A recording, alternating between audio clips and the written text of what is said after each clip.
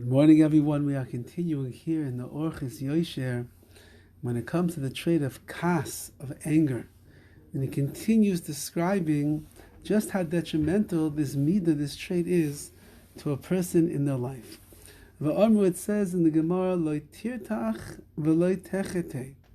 If you don't get angry, then you will not sin.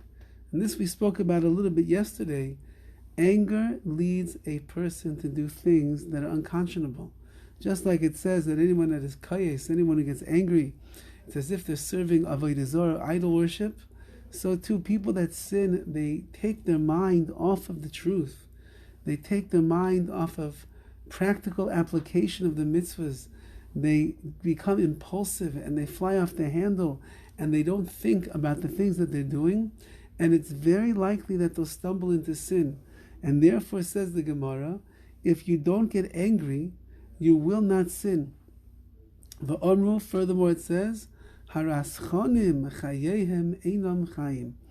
Those people who are angry, who are boiling with anger and kas and mad, their blood is literally boiling, their life is not a life. Their life is not a life, because a person who lives in a world of anger, who lets every little thing bother them, who flies off the handle, who gets mad at people and angry at people because they cross their lines, they can't wait in line at a bank or a market.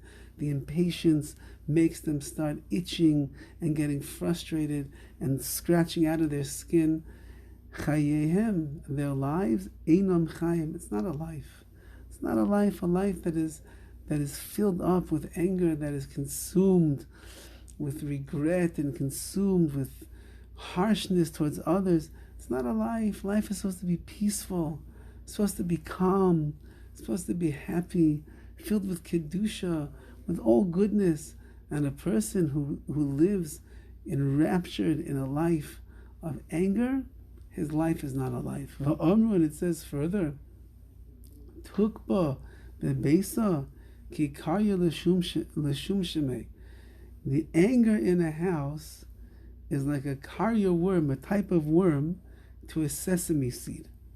Anger in your house is like a worm who devours a sesame seed. Rashi explains on that. Kas bebayis, when there's anger in the house, machareves es habayis, it destroys the house.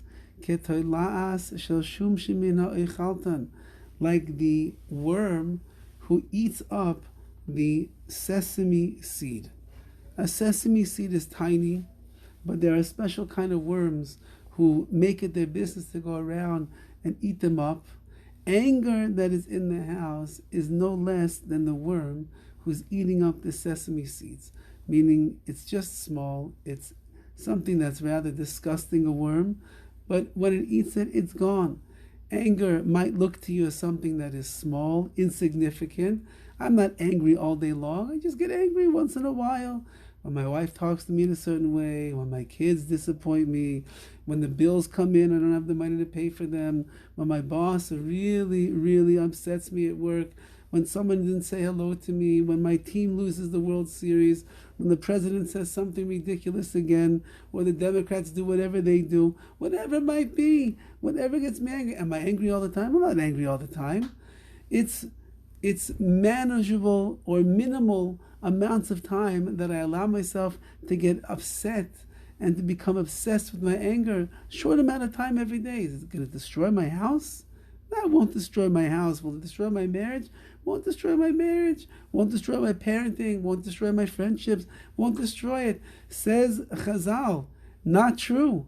Chazal say that just as this little tiny sesame seed has a worm that's rather disgusting, and that worm comes along and its job is to eat up the sesame seeds and it takes them out of this world, you should know that even the little bit of anger that a person has, it's much bigger than you think it is, and it will destroy the house. Chayehem einam chayim, and your life is not going to be a life. And therefore, as Rav Chaim Kanievsky is pointing out, how careful we have to be to make sure that we avoid this trait of anger at all costs. Have a wonderful day.